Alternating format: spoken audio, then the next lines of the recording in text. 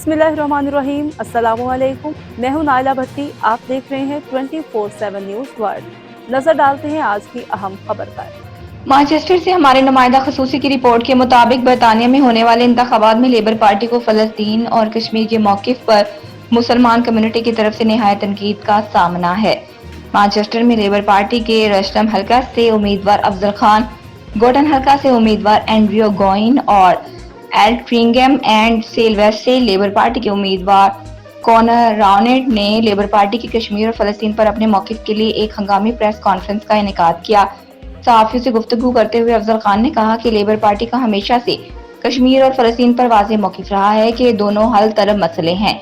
कश्मीर पर अक़वाम मुत्तहिदा की करारदादों पर अमल दरामद करवाने की ज़रूरत है। बुनियादी तौर पे ये है कि हम चाहते हैं कि ये मसला हल होना चाहिए, ये फ़लस्तीन का मसला भी हल होना चाहिए, क्योंकि ये दोनों ऐसे मसले हैं कि UN के चार्टर के तहत सबसे पुराने हैं जो अनरिजॉल्व्ड है। अगर हम चाहते हैं सेफ्टी, ये न्यूक्लियर फ्लैश पॉइंट कहा जाता है।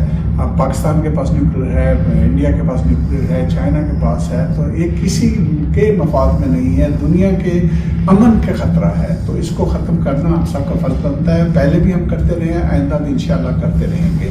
दूसरी बात जो है वो है बांग्लादेश के हवाले से जो आपने सवाल किया है। देखिए जी, ये अगैन एंड्रू ने जवाब दिया है इस मौजूद के ऊपर कि कैसे हुआ है। असल बात जो है वो स्ट्रेट फॉरवर्ड है, वो ये है कि बांग्लादेशी 7 लाख के करीब इस मुल्क के अंदर हैं, ये लॉफुल सिटीजन हैं। दूसरी बात यह है कि जो इलीगल होते हैं मुख्तलिफ मुल्क से होते हैं, और बांग्लादेश का और बरतानिया का एक एग्रीमेंट है इस मसले पे, पाकिस्तान और बरतानिया का इस मसले पे एग्रीमेंट है। तो ये चीज़ें होती हैं, और बांग्लादेश की जो एग्जांपल है वो ये है कि ज़ीरो भी आउटस्टैंडिंग नहीं है। तो ये एक बहुत सक्सेसफुल एग्रीमेंट है। मैं समझता हूँ ये मिस कह लें उसकी जो गुफ्तगू उसने की है वो की है। ओवरऑल यही है कि जो है रिलेशनशिप है वो अच्छी है। और जहाँ तक हॉस्टाइल इमिग्रेशन का इशू है वो टोरी पार्टी का है, लेबर का नहीं है।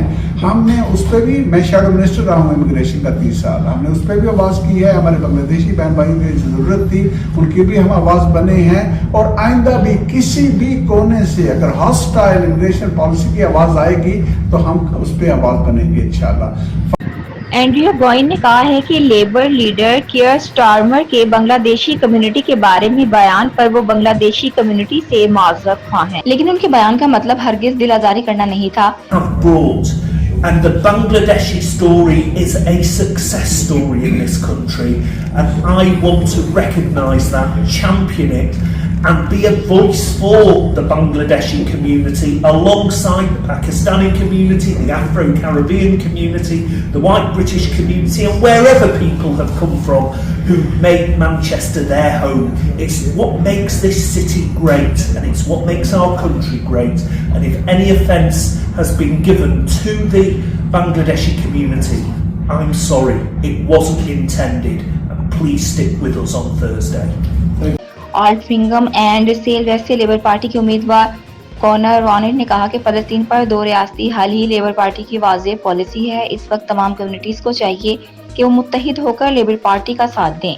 In Gaza, horrified as a parent, horrified as a human, and we need to do everything we can to support ceasefire.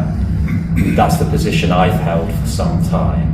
And like Andrew says, we need to go further in fulfilling our role on the international stage to work towards an independent, flourishing and thriving Palestinian state as part of a two-state solution.